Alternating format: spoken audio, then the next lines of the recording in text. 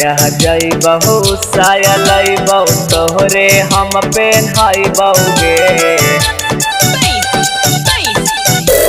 कहाँ जाई बहु साया लाई बहु तोहरे हम पेन्हाई बहुगे एक चाकन से चोली ले आई बहु बेला के केला खिलाई बहुगे एक चाकन से चोली ले आई बहु बेला के केला खिलाई बहुगे कहाँ जाई बहु साया लाई बहु तोहरे हम पेन्हाई बहुगे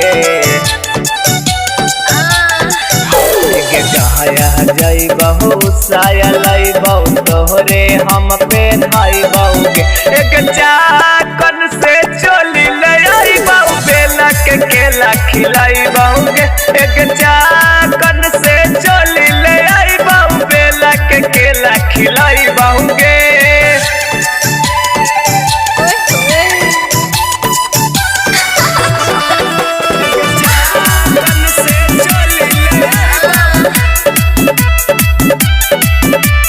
उठवा के दे बहु लाली नुगे एक कनवा के दे बहु बाली नुगे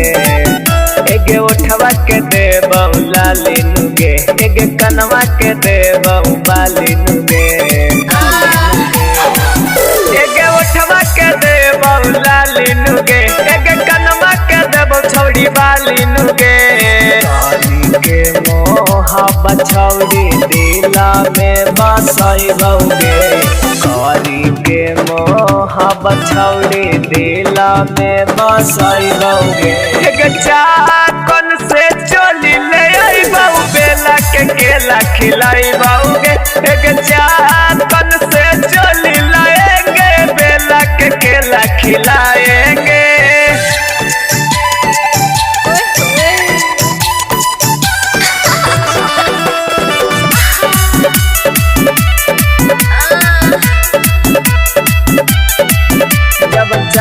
तवन तकाल होतोगे